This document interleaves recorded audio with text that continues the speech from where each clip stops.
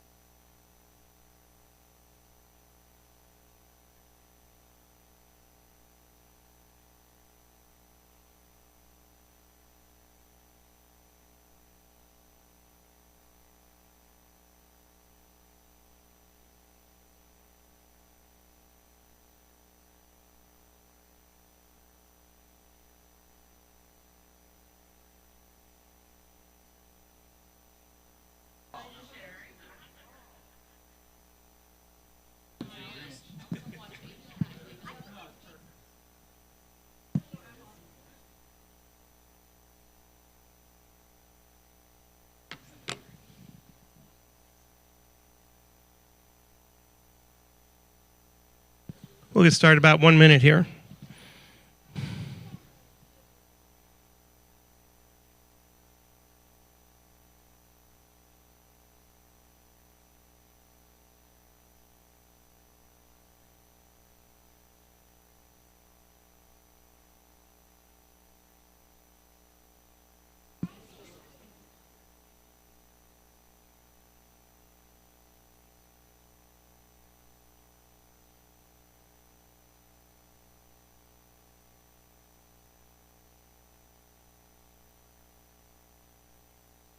So I want you guys to imagine this. Jesus sent you out into the community to show his power and his love. And then we all had to come back here, and Jesus is sitting here wanting us to report out on that. So, it sounds like a story or making it up, but that's actually what Jesus did, right? With the 12, he sent them out in pairs, and then they all came back and they shared their testimonies. But ironically, he's really done the same thing with us, right? He's sent us out. He's given us a command to go out. And then he's here with us as we share today. And so it is no small thing to share your testimony. I want to encourage those who are sharing what God's been doing in their life today, just for stepping out in faith and doing that. And I just really look forward to that, and just want to leave it at that and let the Holy Spirit just do his will with the time. So first, we're going to have Ruth come up and share. Ruth is back, and where's Ruth? Okay, and so just encourage her in the time, and I know we're eating, but just encourage her in the process. Here you go.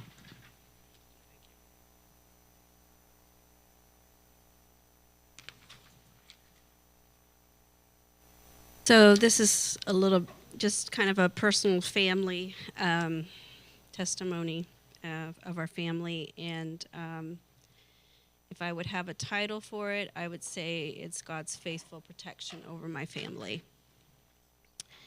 And when Chuck first said something, I wasn't really looking for a testimony to share, but this is what came to me. So I believe today that this is for somebody, maybe not here, but out there somewhere.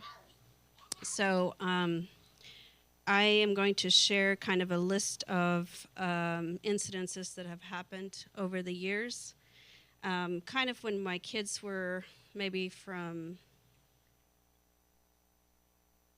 2 to 19 maybe, or something like that. So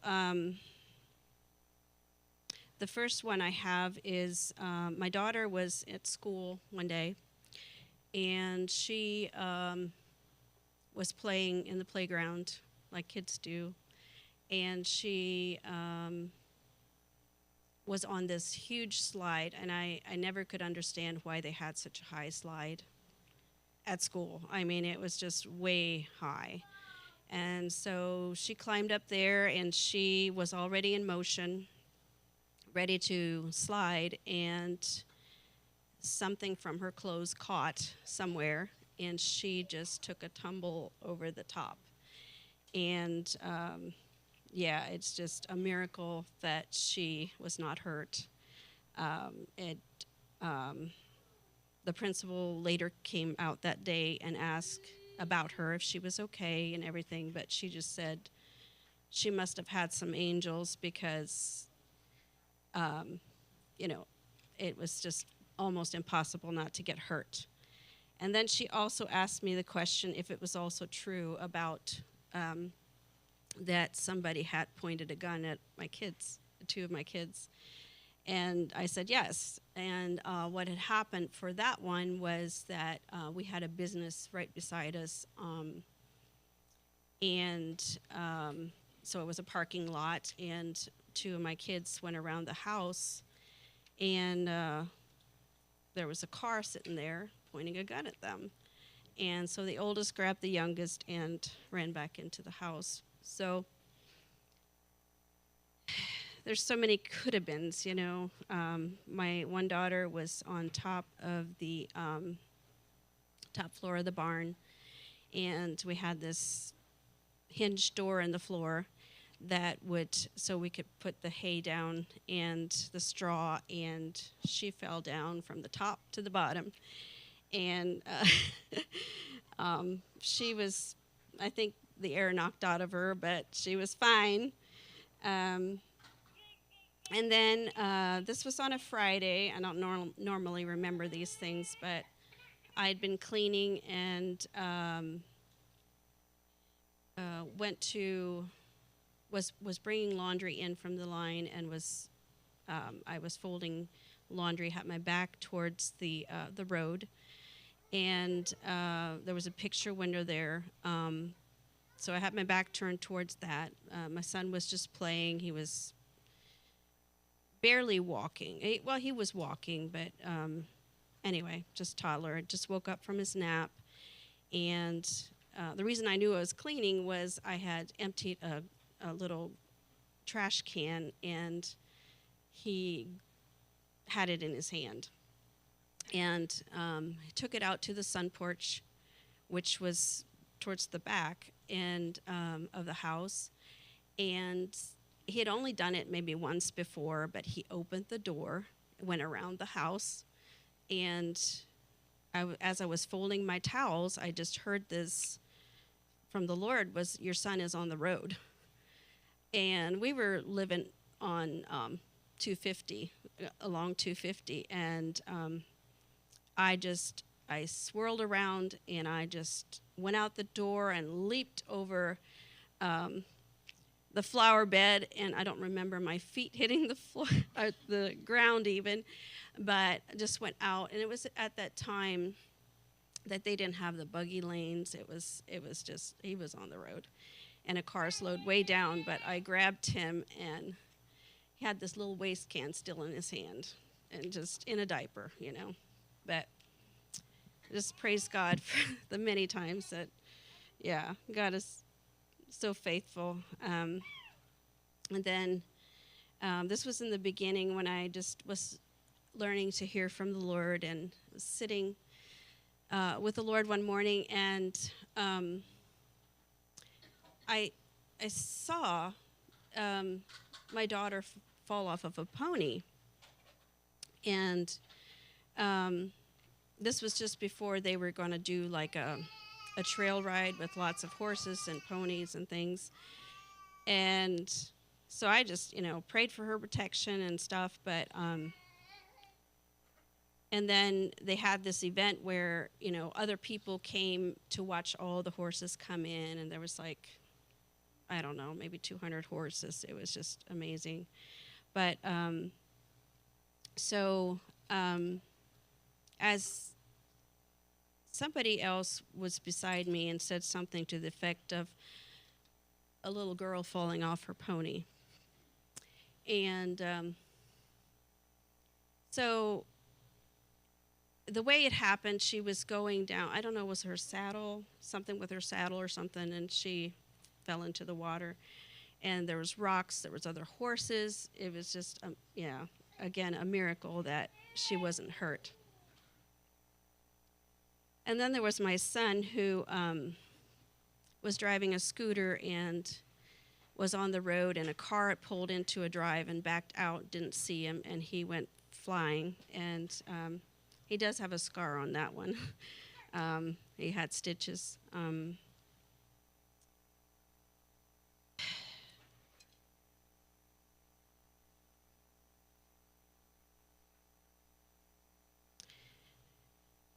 I'm not sure how this was. Was it before or after that accident of my son that somebody from his ball team got hit and died? And it's like I have my son and this other lady doesn't, you know? Um, so I don't know. I don't have all the pieces to that or the full story. So I'm just going to trust God with that and just be grateful um, that I still have my son. Those were the hard times of my life, and this wasn't just like all happened in a year. It was some years, um, and I couldn't see the forest for the trees really. Um, you know what all God was doing, because at those times I would have said maybe that God wasn't moving.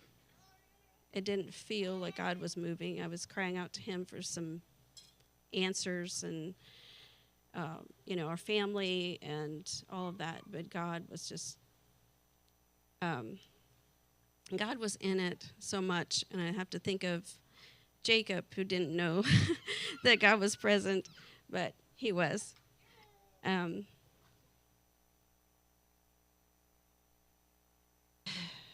So even the other day, like I was, right now they don't have, they don't do their mowing like they should. And I was coming out of a driveway and I was trying so hard to see if something was coming. I realized I was on the road before, so I was like froze for a moment and then I just went and there was a truck coming. And it's just like all those times I can just say, thank you, Lord, and He's just, and I expect really Him to protect us. And so my faith in that area is maybe bigger than a lot of other areas of my life, but I want my faith to grow there too. And I found that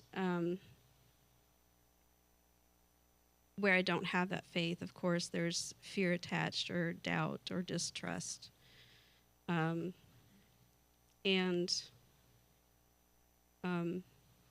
what made me really think about that was when recently I took my son to the airport and we were just talking, and he was saying how he has great faith in this one area, but there's other things that he doesn't. So that's kind of where that comes from. But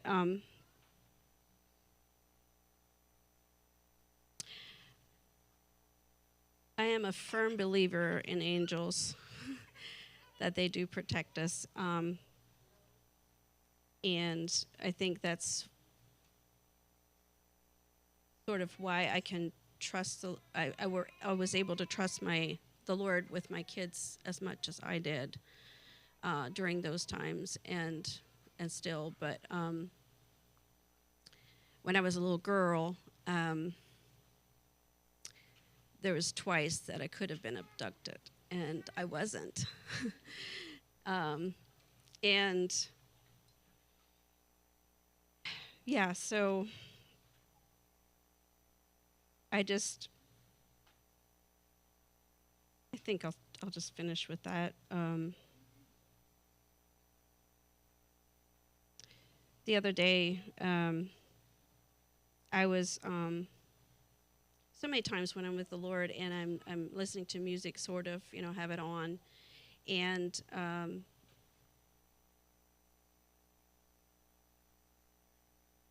I'll be writing something, thinking something, praying something, and all of a sudden I pause and I just hear what the words on the music, what the music is playing. And in this situation, it was the words were, and I was writing something down that just really connected with this song. And the song says, "Who am I to deny what God can do? He is able." And so it doesn't matter. There's so many, I'm sure, testimonies that I would have if I would have seen everything. These are just the ones that were obvious. And so I hope this helps someone have faith for their children, that they're protected, and in every other area too, But yeah, that's all I got. So a quick question for you. Yep. So do you feel you started out with that faith of his protection for your family, or did it grow as you saw him?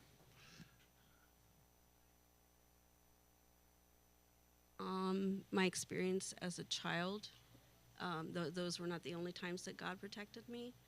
That one time that I was almost abducted was when I really felt like an arm was around me. I knew God was there. And so I think just those things that happened to me as a child just grew that faith, maybe, um, to believe for my children. Well, that's an awesome testimony. Thank you very much, Ruth. All right. So we're just going to keep going. Jason, where's Jason? Right there. Come on up.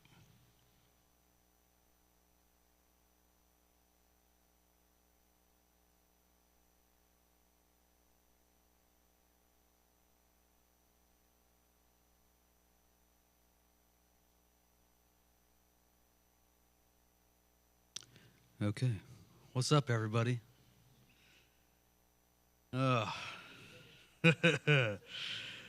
Man, I tell you, this was what I initially was going to share. He gives me lots of things to share. You know, I've been dead or near dead minimally 8 times in my life already. Sometimes I saw things there that I couldn't explain. Sometimes I heard things there that I couldn't explain. But this one was in my bathtub. So now I feel I have had the chance to share this with a few of you here, and it seems like people really connect with this. So just know that I feel like it's something you can put yourself into. It's like you can put these shoes on. The personal parts of this are mine, but everybody's got something to bring to that table. So, because it's really all about healing and just letting him do the work, because sometimes we're not very capable.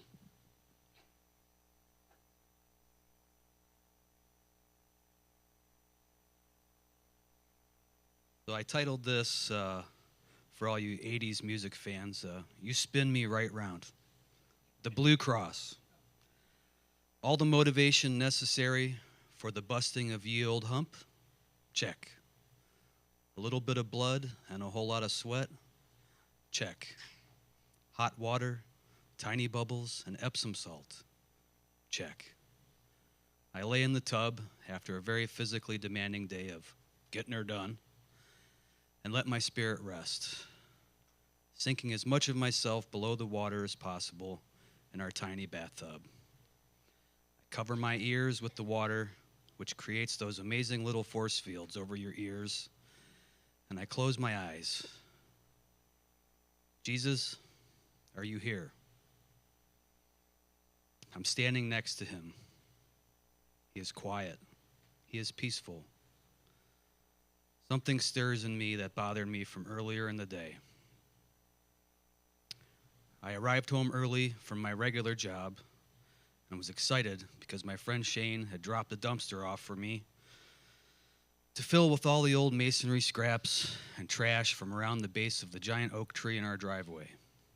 Also to help clean up my neighbor's backyard that has bore the appearance of a junkyard ever since we moved into our house in 2014. What I did not expect to walk into was the sound of my name from another person, whose voice I distinctly recognized. Nina's therapist. I heard enough to not want to hear anymore.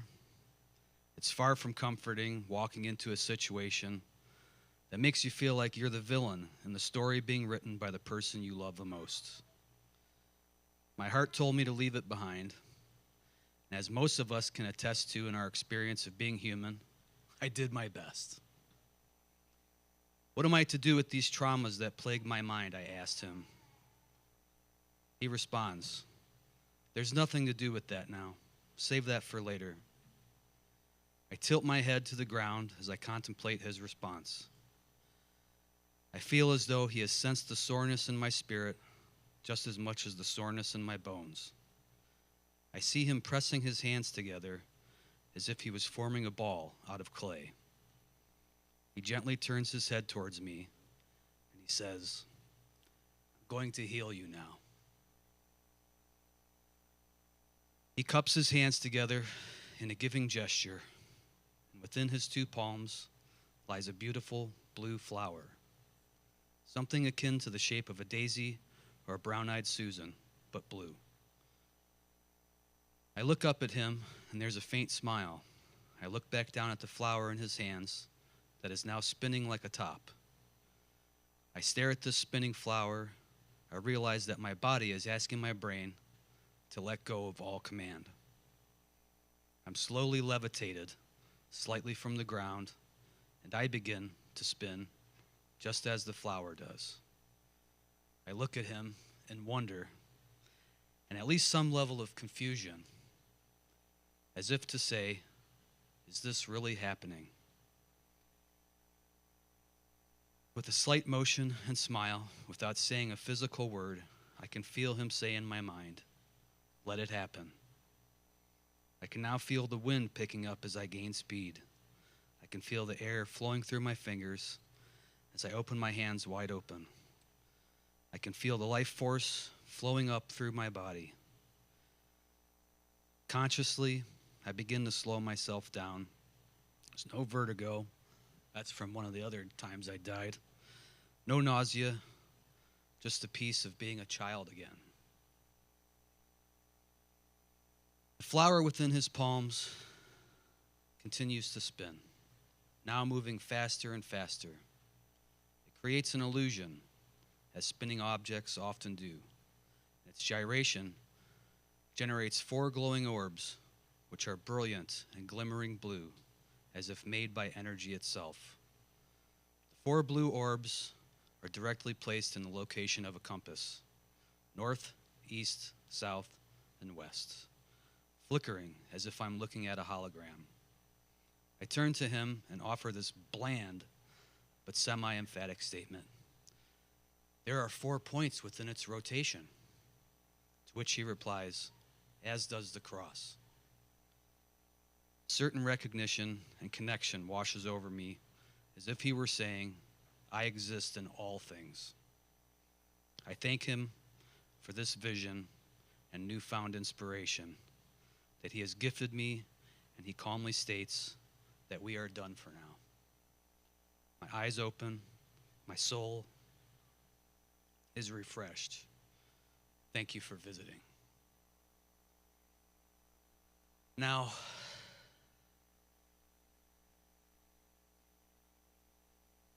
sometimes it's hard for us to take things to him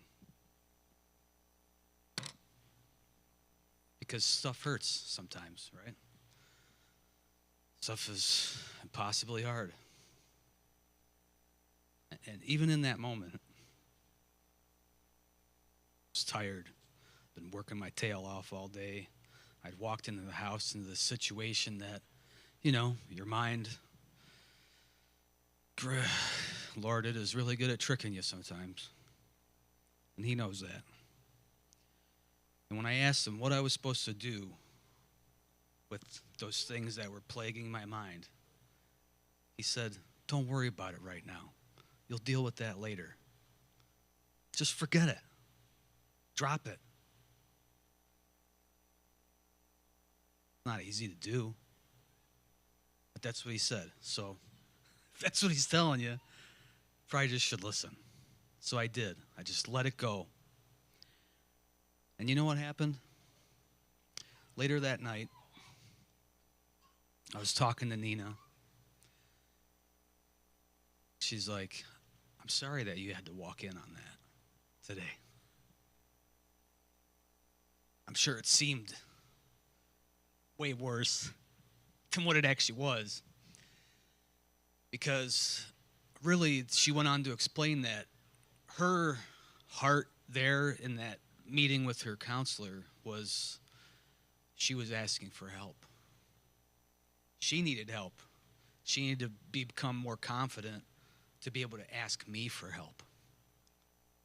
So I walked into this situation where I'm hearing my name from a therapist. It's kind of like, oh boy, this probably isn't good.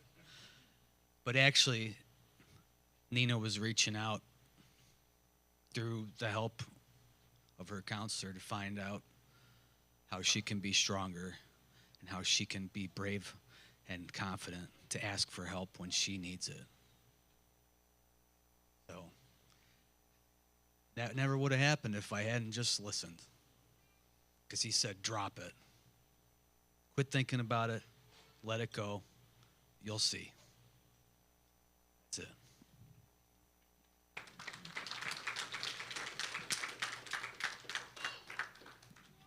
Jason, I like the way you said it. You know, it's simple, but it's hard. But so much.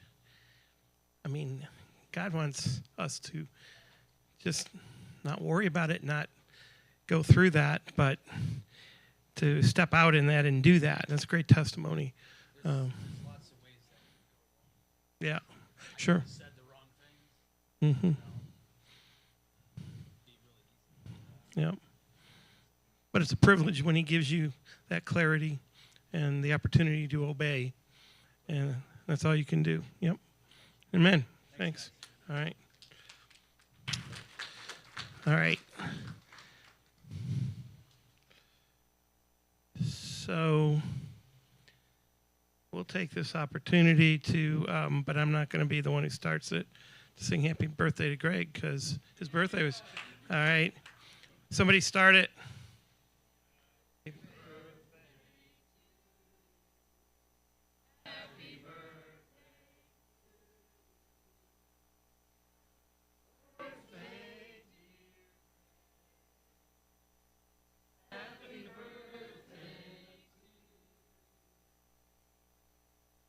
All right.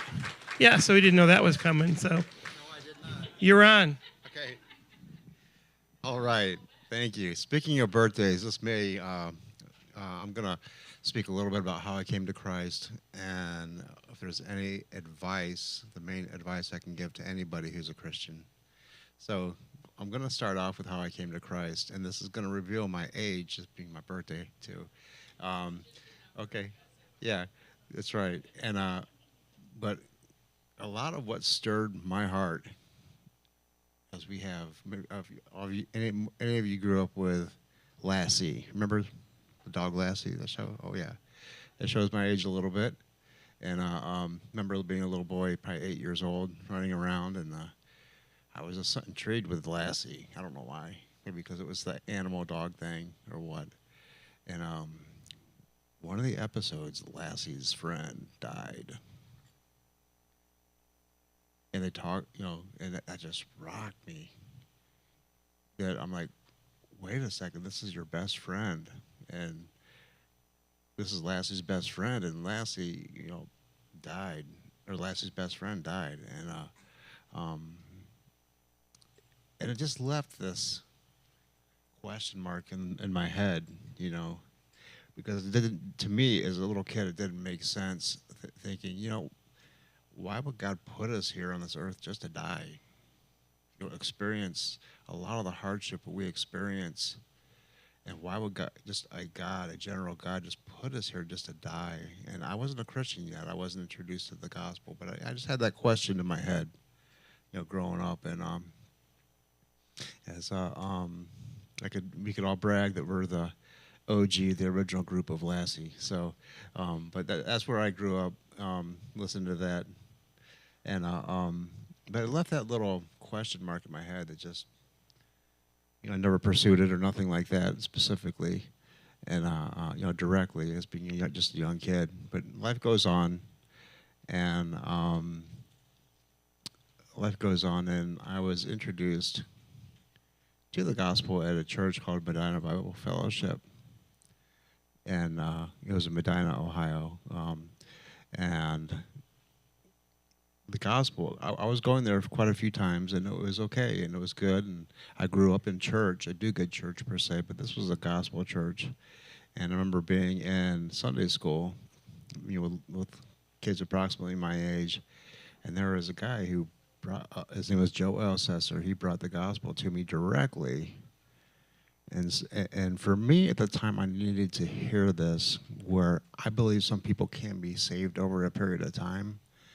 I know people who are definitely saved, and they were saved over a period of time. But for me, what I needed to hear was that to not say yes is to say no to Jesus. And maybe it seems contradictory to say that, but it really is something I needed to make a decision for. It's something I had to do, and something that was very, very upfront, and where I had to make a conscious decision for that. And I did. I turned my heart over to the Lord in that Sunday school class. And it's only until probably 5 years ago I was in touch with the guy who was leading the class, Joe Elsesser, and I shared that with him. Because I'm just can be very introverted at times, and I didn't ever even share to him that I accepted Christ. And him specifically, I did to the church, other members, but I had the privilege of sharing that to Joe. And growing up, that I accepted Christ, and it saved me from a lot. Growing up, I was experiencing a lot of hard things, and a lot of some things traumatic, and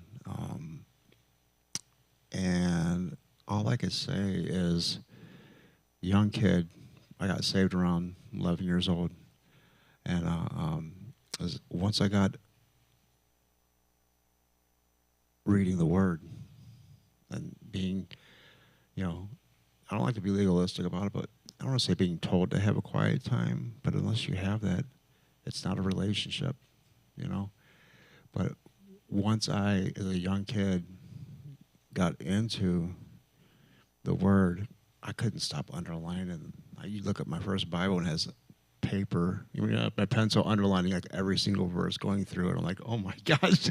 I mean, it's, excuse me, it's pretty comical and cute in the way, but you can see this pencil underlining all the sentences. It's like, what kind of defeats the purpose of underlining at that point, But it was like every word was like, the only way I could describe it, it's like drinking an ice cold drink in the middle of the desert.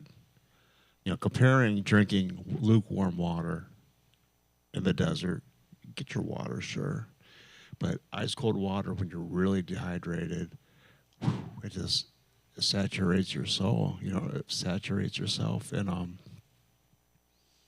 that's what I would like to emphasize as the second part of my testimony is the importance of being in God's Word.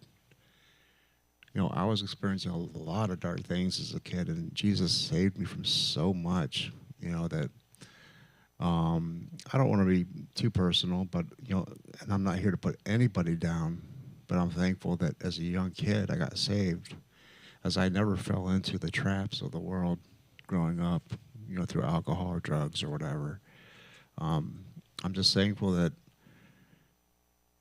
I was able to hold on. It's not to put people down if they have gone through that path, but I'm thankful that He saved me from a lot of things that most people experience, and I'm thankful for that. And I really believe a lot of where I've been in my faith.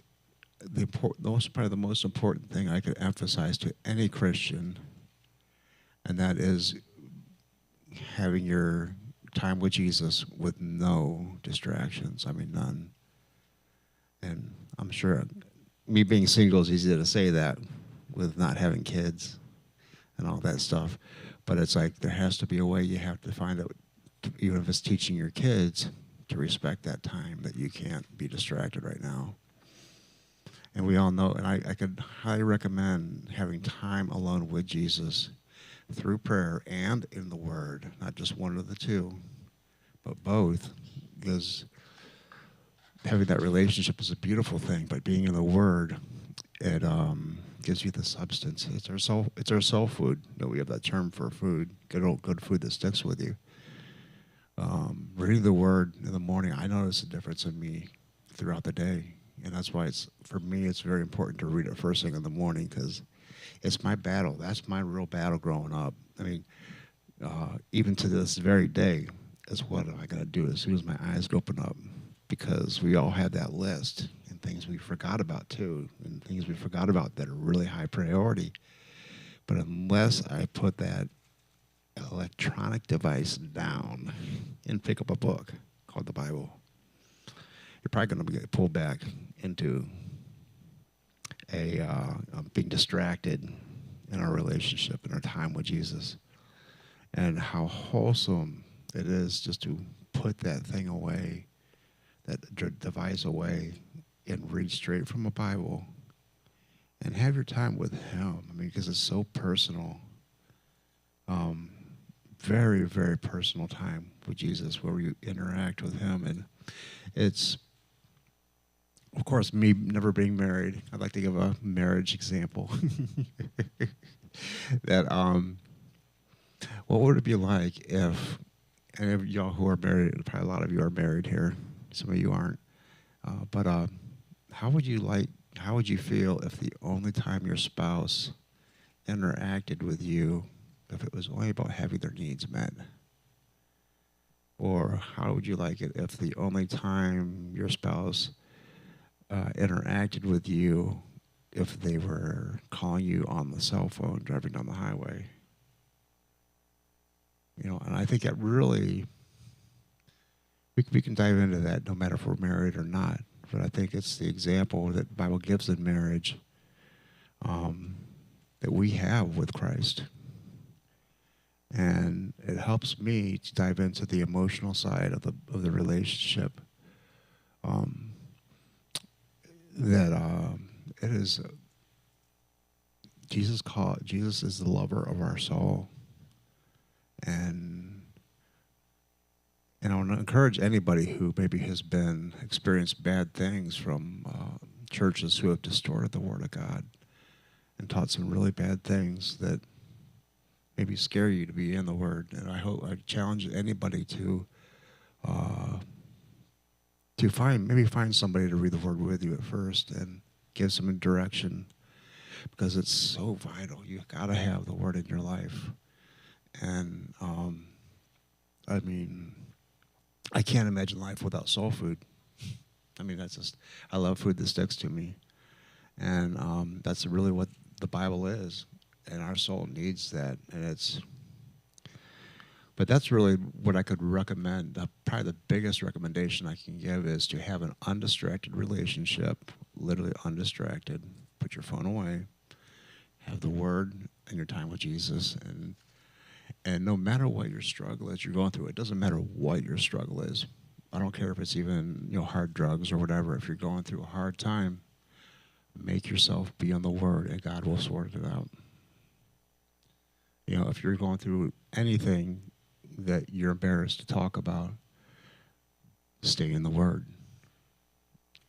And it doesn't matter. Jesus is bigger than whatever you're going through.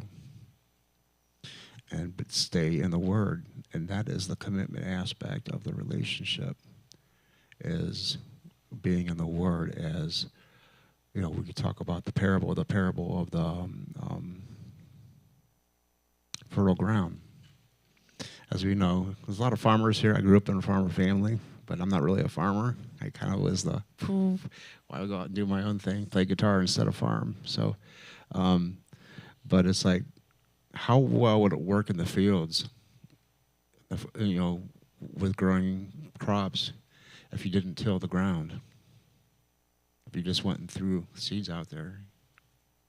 I don't know much about farming, the technicalities, but maybe things have changed. But I don't think it would be a real productive harvest if that ground was not tilled, and that the seeds could get down into the ground to produce the crop, which in the parable, the parable of the fertile ground is what this speaking of, is us staying in the Word of God no matter what.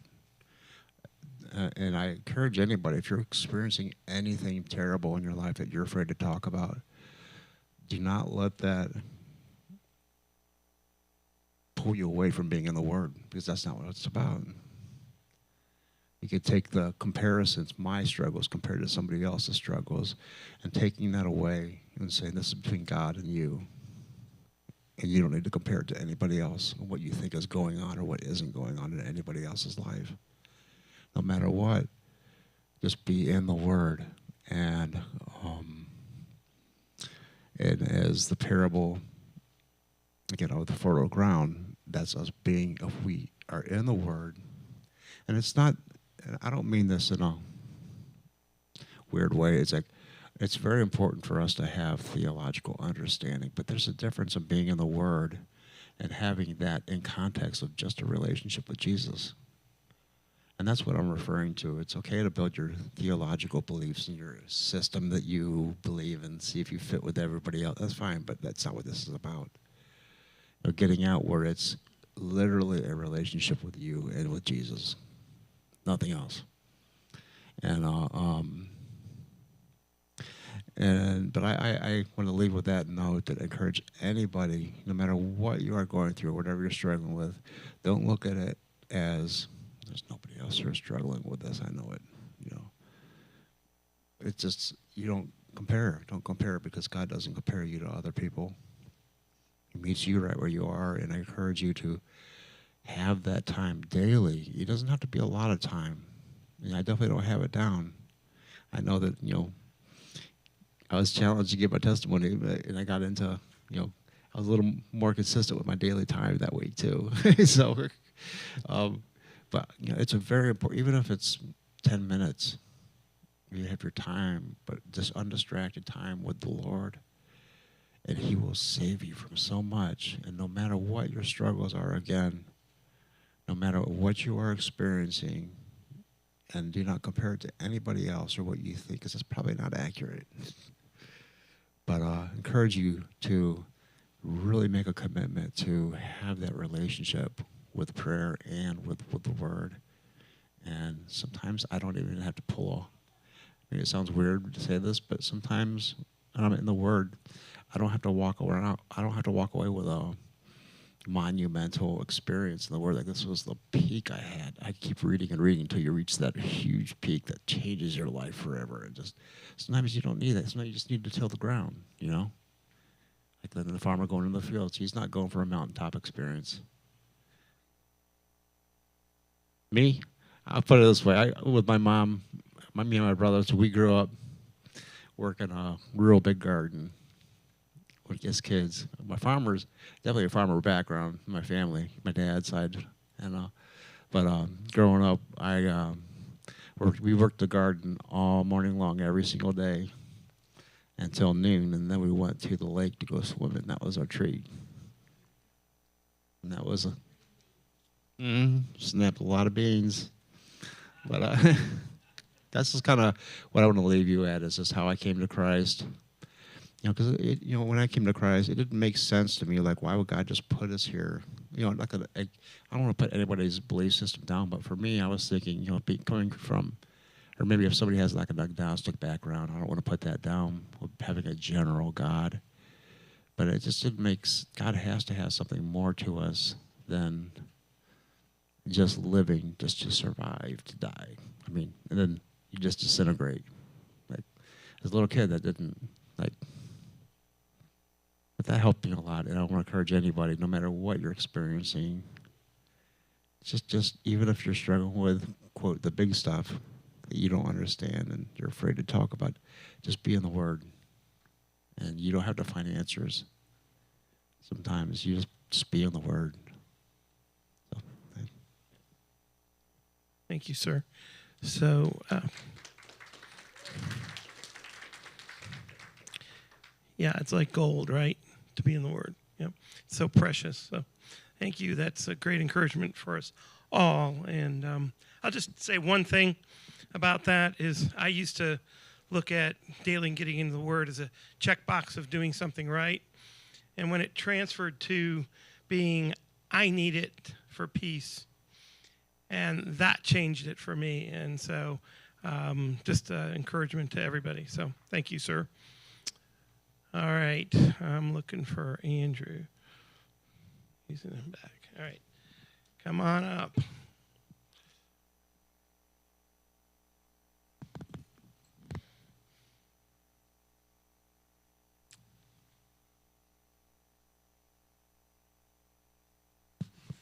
I actually wrote something down this time.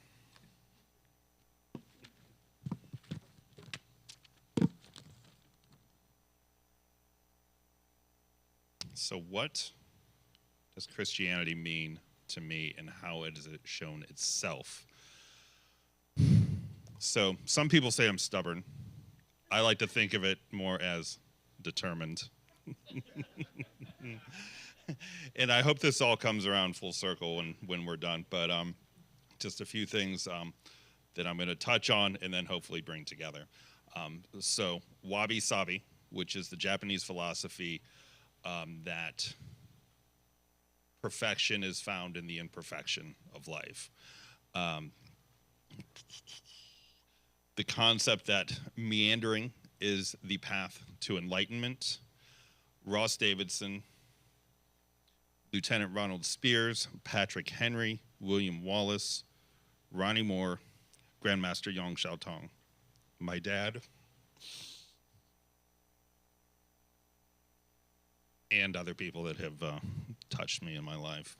Martin Luther King, Leonard Peltier, Crazy Horse, just to name a few.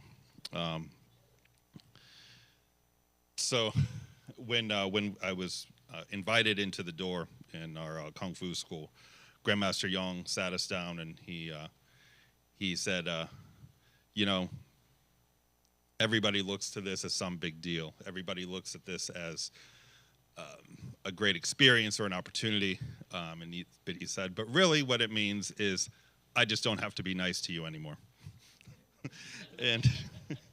and we would be training and standing on one leg trying to throw out a kick and throw up our hands, and he'd say start with about 25 of those in a row, and don't worry if you put your foot down, you can just start over. So so it was always a fun experience. Ross Davidson and Ronnie Moore were two people who really turned me around into belief, but we'll get to that in a moment, because the other part where it kind of starts is the Barberton Church of Christ. My grandfather actually helped to start the Barberton Church of Christ at some point, and we went there when we were young. It was the first church experience I had.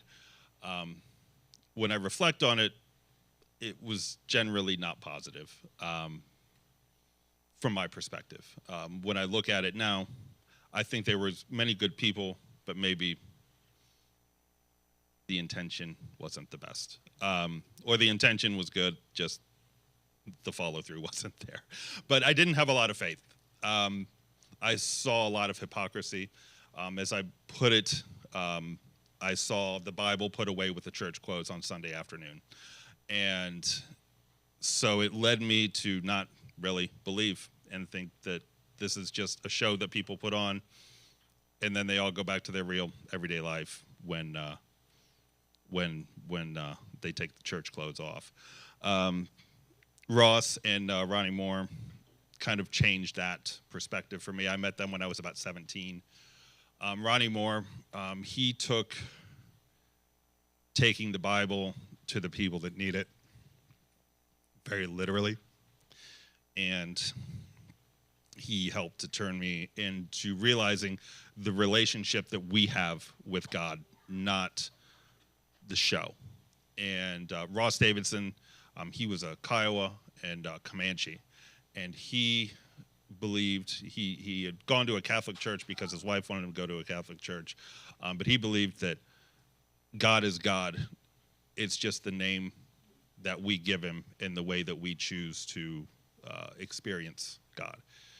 And the difference that we had is I believe that he was Christian. I don't know, but the difference between us and Muslims or Taoists or whomever, is we believe that God, Jesus, came to us to bring us up. We didn't have to rise to meet him. So the other people, Lieutenant Spears, he was a company commander in World War II in the 506. They were charged with taking Foy at the end of the Battle of the Bulge. E Company and I Company were sent in, and it was very poorly managed.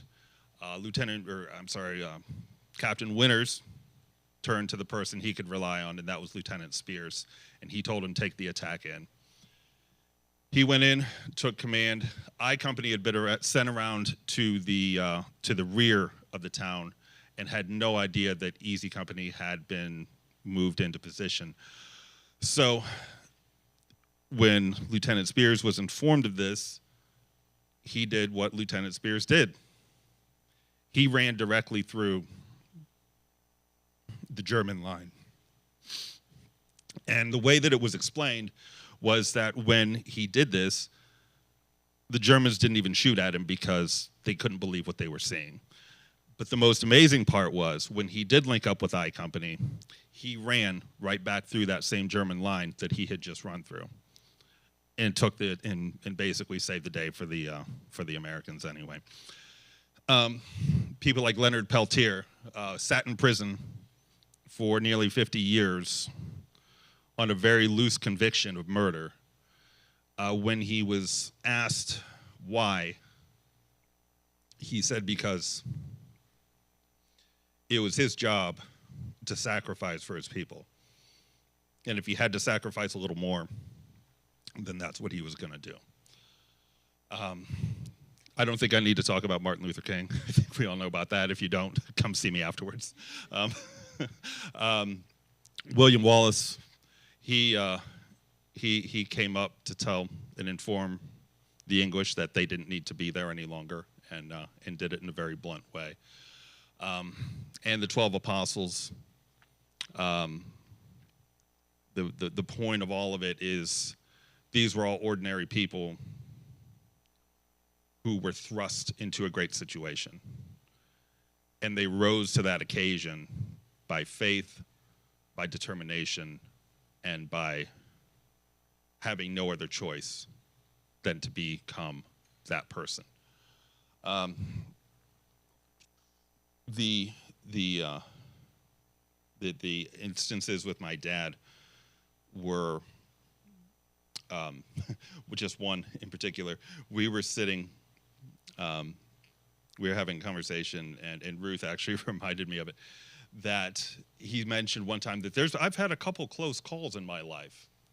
And he mentioned them, and I said, yeah, those are the ones that you know about. And he said, I never thought about it like that. You know, and I've had those as well. I think we all have had. We've been running late, and we think that it's a bad thing. And then we find out maybe if I would have been on time, I would have been in the middle of that accident. I would have been in the middle of that situation. And I'm very grateful that I listened to those times when the voice told me, don't worry about it. It'll be okay. This is where I start to wander. I apologize. But the times that I've listened is, when I met Amy, and this burning sensation came into my chest, literally, like somebody had stabbed me with a brand, came up into my throat, and I couldn't even speak. And a few minutes into the conversation, she said, I don't know what it is about you, but I want to tell you my entire life story. And thankfully, that was one of the times that I listened. Spoiler alert, we got married, so there she is. So, but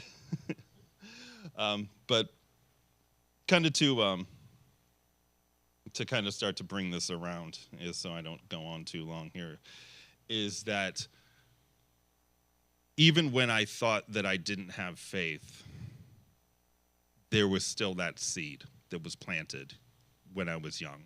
I didn't realize it at the time, But these events and these people and seeing these things brought this out. And even though the seed was dormant, the seed was there. And it started to grow because of that relationship that I learned to accept. And I learned that surrendering and letting go and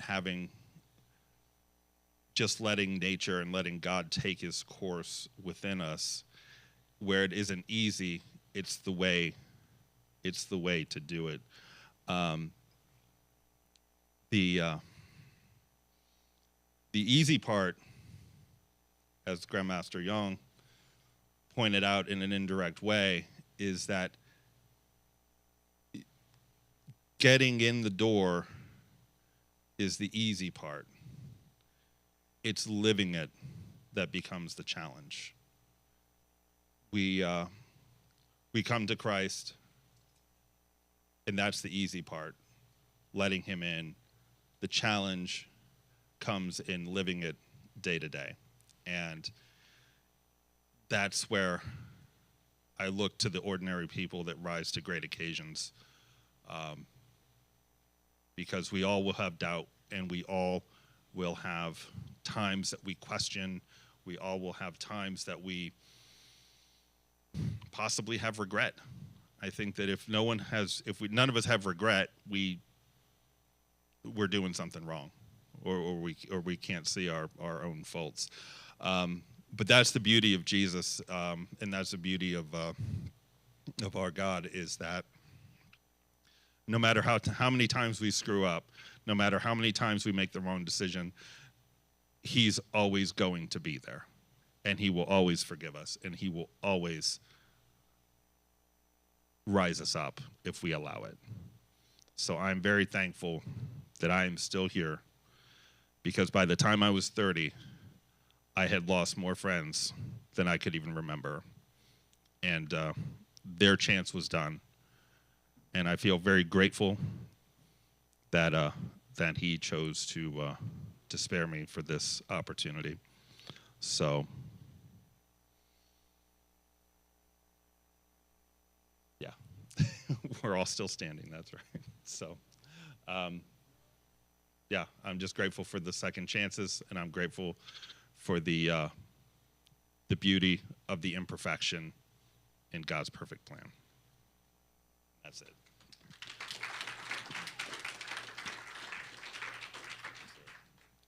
So my wife wrote a song about the tapestry of life, and that's, as you hear about all the different people coming, weaving in and out of your life, and how it makes you who you are. It's just...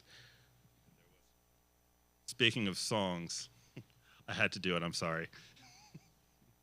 The great prophets Tesla said, "Waiting for you is this love made just for two." And the greatest thing about that love made just for two is it's all of our experience. All right, thank you.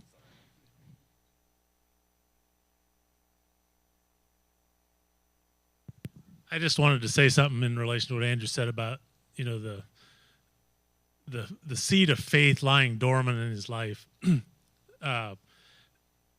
The giant sequoias that you see in California, most of those need a forest fire to release the seed from the hard resin that the seed comes in so it can germinate and grow.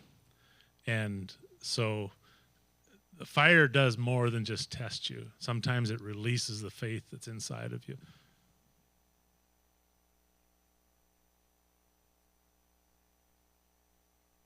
All right. So, Jason, you haven't left yet. We've got one more birthday to sing. Sharon's birthday's tomorrow. I was seeing an empty chair there for Jason. I'm thinking, who's going to lead it? Ready?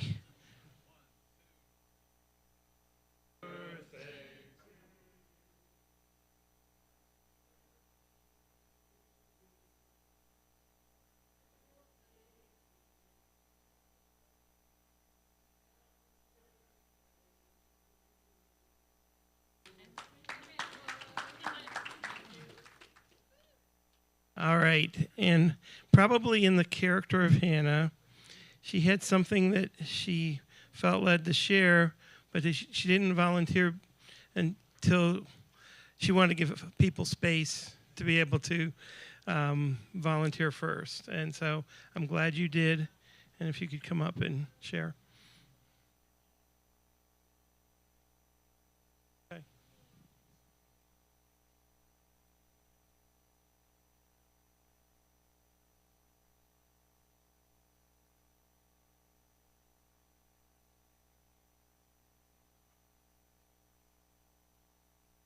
Taller than I expected.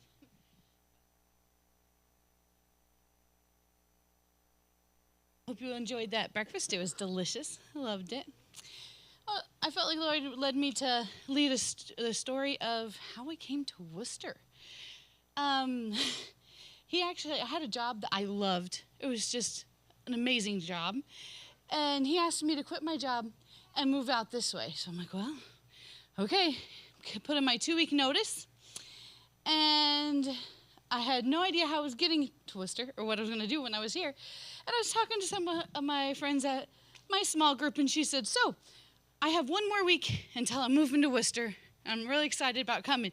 She's like, do you have a prospect for a job? Or no, she actually, if I had a job lined up. And I'm like, oh, no job, no idea what I'm doing. She says, you don't even have a prospect for a job. Absolutely not. I'm not. We'll see how it happens when you get there. And she's like, you have a week. I'm sure you have a house or a place to live in Worcester then, right? I'm like, no. And she's, do you have an idea where you might live or something? I'm like, well, I have a car, but hopefully I will have a house by next week. And she's like, Hannah, you're crazy. Are you sure you're moving to Worcester? And I'm like, and suddenly, before I even realized what came out of my mouth, it's like, God has a week. He built the world in a week. Like, he can do a lot of stuff in a week, but I am moving to Worcester. And I had this irrational sense of optimism about God getting me to Worcester that made no sense. And I had no idea how it was going to happen or what we were going to do. And I just realized, God can do this. I only had a really old car and $500 to my name at that point. Friday, I quit. Was the last day, or was the final day of my teaching, and Mount Gilead. And then Saturday, I viewed a whole bunch of really cheap apartments that I couldn't afford in Worcester. And then I got some calls from 2 different places asking if I would be a very part-time teaching job in Worcester and a nanny job in Worcester on Saturday. And then a friend at church offered to move anything I had for free. They're like, I have a truck, and it's something I love to do for a ministry. Can I move your stuff? And I'm like, sure. I just don't know where I'm going yet. So right now, I'm just going to bring me, my car, and my little bit of money I had available at the moment. And then someone at the first service of church had said, hey, I know someone you need to get to connect with. I'm like, all right, we'll see what God's going to do. And there was a girl who said she'd been looking for a roommate for a long time. She lived just a few minutes from our church. It was perfect. But I walked in, and as I walked in, I didn't know if I could have paid for it. I didn't know how much it cost, to be honest. And before I walked into the building, God said, this apartment is for you, not just for you, but for your roommate. She needed you as well. And I'm like, all right, I'll take it. But as I explored the apartment a little bit, we had the exact same style. Like the furniture we liked is the same. We even had the same dishes and towels and same cleanliness level. I mean, it was like God had just set us up for it. And so I actually had quit my job on Friday. I got a new job Saturday. I found a place to live on Sunday and moved in. Started my job on Monday and didn't skip a beat in my paycheck, which is it's amazing that God has just creatively taken care of it. And it was a few weeks later, I had realized, because at that time, I didn't have much money. I had just enough, just barely enough to pay for rent, pay for gas to get to and from my job, and I had to get food stamps so I could eat. It would be a nice thing. And so I was like, Lord, you did not move everything like crazy for me to come to Worcester and me just to have enough.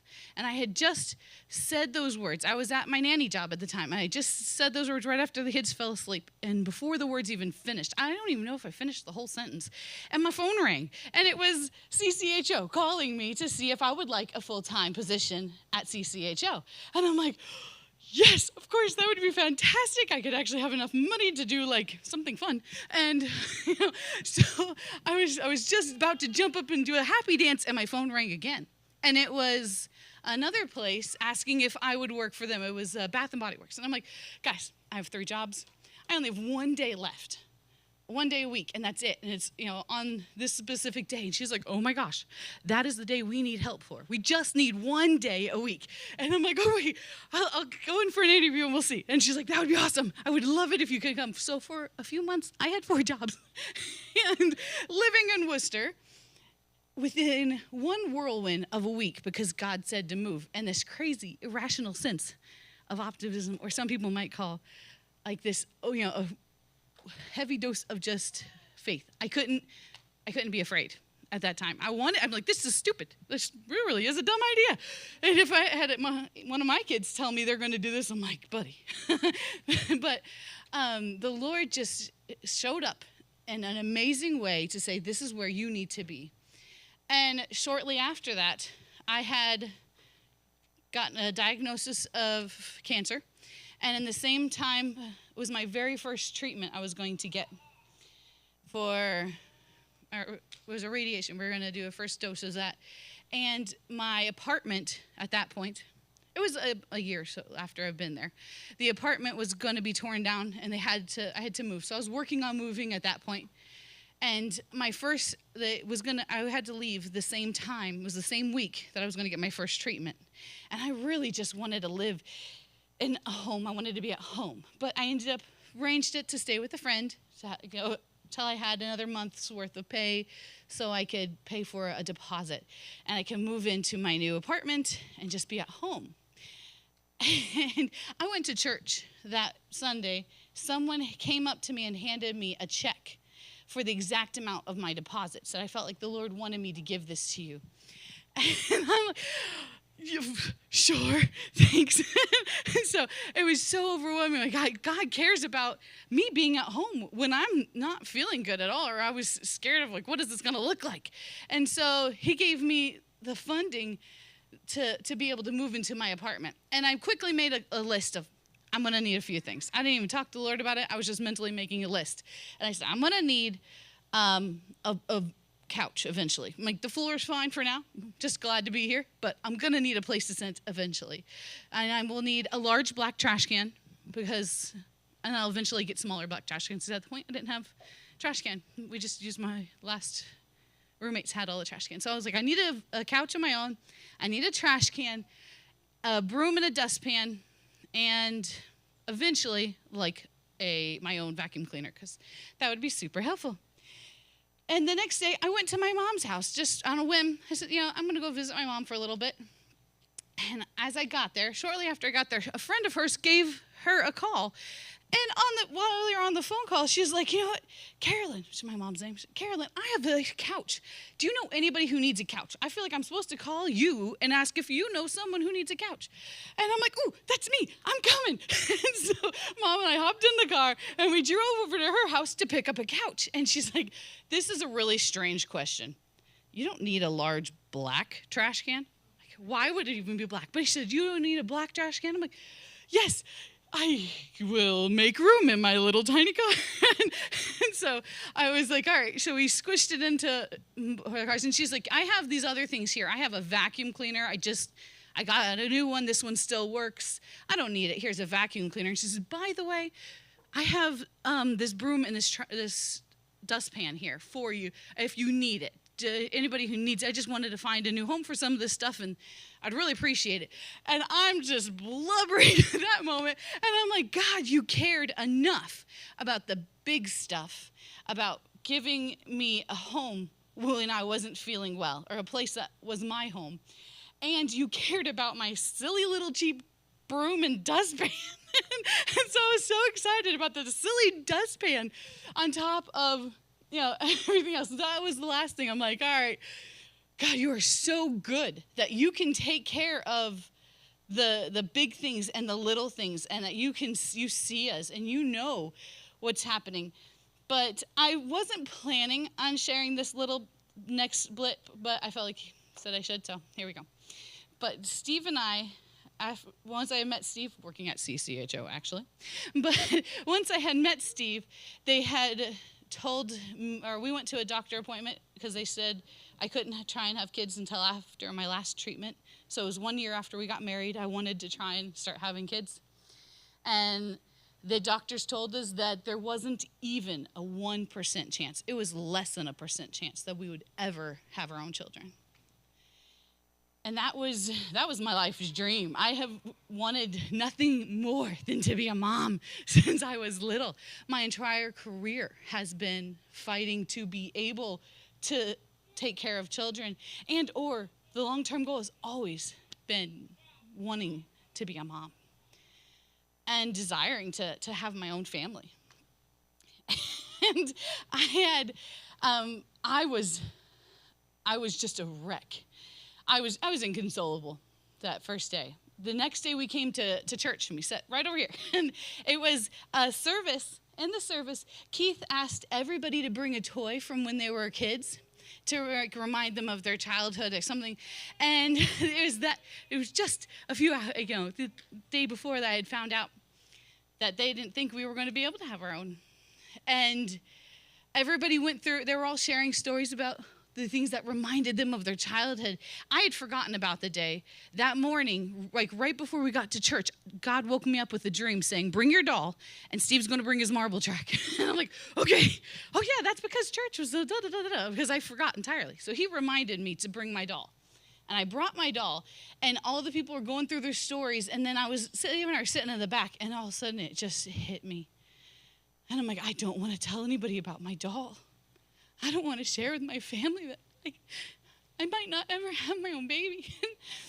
As I sat there, and that was the one thing I had dreamed for so long. And it was so overwhelming. I did stand up and I said something silly about the baby carrier I had with my doll. And then I sat down and I'm like, Steve, we're leaving. I got to go home. And so I shouldn't have drove, but I did. I got in the car, and I'm bawling and just like ugly tears. And I probably should have let Steve drive, but poor little Steve, he didn't know what to do with me. He was being so like, oh no. But he knew he was there and supportive. He just didn't know what to do with my broken heart. And so we drove home, and I just sat in the driveway. I was so angry. And I'm like, you know what? Because during the meeting, Keith said, leave your toy or your childhood memory out so you can see it. And I'm like, oh yeah, that's gonna happen. That's what I wanna do. And I was like, I'm so mad. I went to go pick up the doll, and I'm like, I'm going to throw it in the backyard, and wherever that doll lands, I'm gonna bury it. I'm gonna go get me a shovel, and it's dying. That dream is going to die because it hurts so much. It is not something that no. I can't face the fact of this dream that I've had my entire life crumbling before me, that it's gonna die. And so I was a mess. And suddenly I stopped, and there was the Lord, Jesus, in front of my car. On one side, I could see him clear as day, and he was holding a baby who was alive. He wasn't an adult. It was a real life baby, I guess. And he said, you know what, Hannah? If you need to bury this dream, bury this baby in my arms. Let me hold this baby, but do not bury it unless you're burying it in me. Let me take it. And it was just like as he said that, he walked across the front of my car. And I sat there, Steve, and I'm yelling at the Lord the whole time too. And Steve was like, hey, you're crazy. Because I'm just sitting here yelling at nothing, what it looked like. So bless his heart. He's so wonderful. He's just loving me and being available. And I was like, okay, what does that even look like? I don't know. And he's like, Hannah, you're going to learn to rest. And I'm like, I don't know how to do that. What do I do? And he's like, okay. So we went inside and we started learning what it looked like to rest. This awful, horrible journey. And I was so mad. I'm like, Lord, moving here was so much easier. There was like bam, you're full of this faith. It's happening. I'm going with you. And yet this one was so ugly. And it was so hard to just know, how do I trust? What does it look like? Do I trust you? Do I let it go? Do I just grieve it? Or do I was afraid to do anything. I was afraid to just even feel for a while until I could make up my mind on which way to go. And through many beautiful little moments, he was there for us.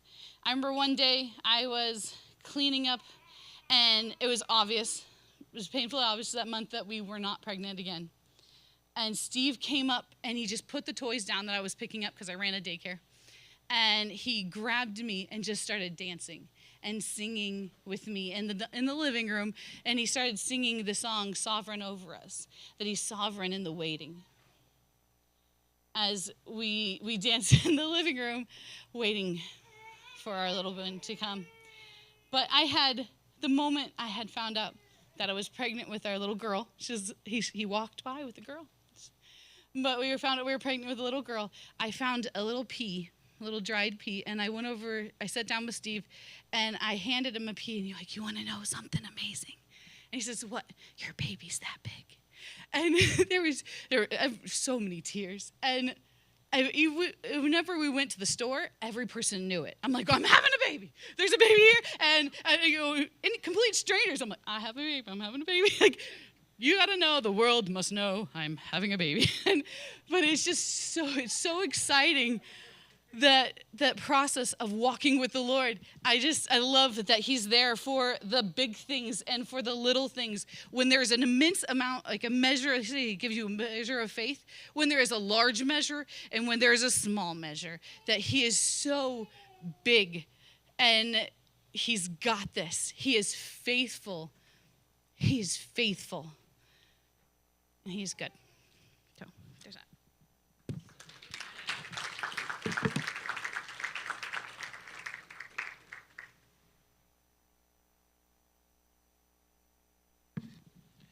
So that's the beauty of today, the atomic faith of Hannah.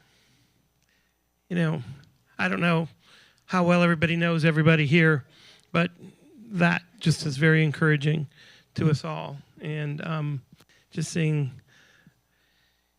God rise up in people for the season. And so to end today, I was going to ask our worship team to just do something just of gratitude for all the stories you hear of how God has worked miraculously in people's lives. And it is just such an encouragement, which is what today was supposed to be about. So we will sing that, and then I think Wendell will just come up and close in a prayer, and everybody can go and enjoy their day. But I do thank everybody who stepped out in faith today and shared, and I've got all kinds of notes of little things that I need to be aware of and just trust. So thank you, everybody. You guys have something? Okay, that's fine. Just go ahead. I could sing if you guys want right now, but you don't want me to do that. So actually, I'm really good at putting worship teams on the spot. That's my way of getting faith out of them. So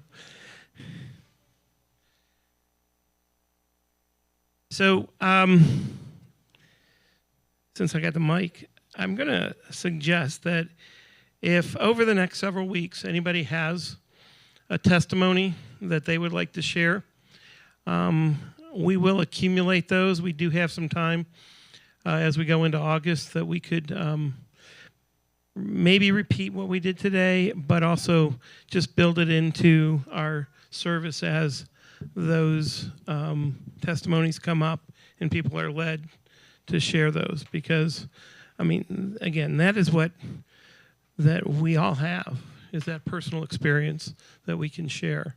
And it really does matter for others to know that. So just let me know if you would like to share something, and we may accumulate a couple of them, and we'll work them in. So, all right.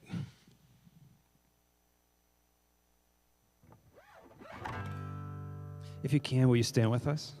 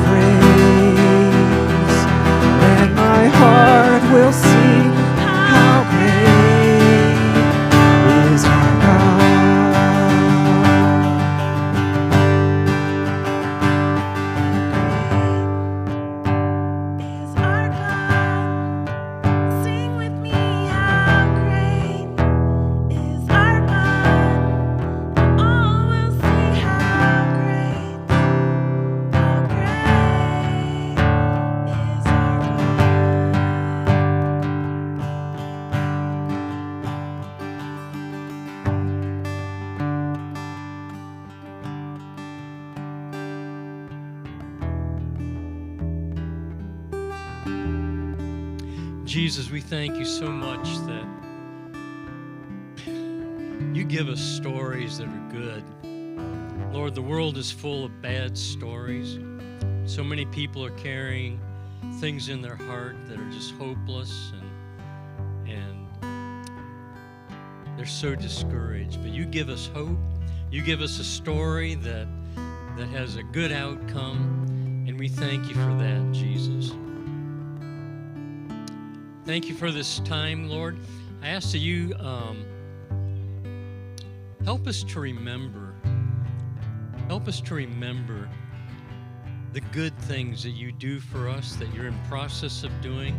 Help us to act in faith, to pull into those stories that you want to write in our hearts. Lord, we ask your blessing on this day and everything that happens from here on out. Thank you so much. In your name, amen. Is communion? We have communion over there. Go for it.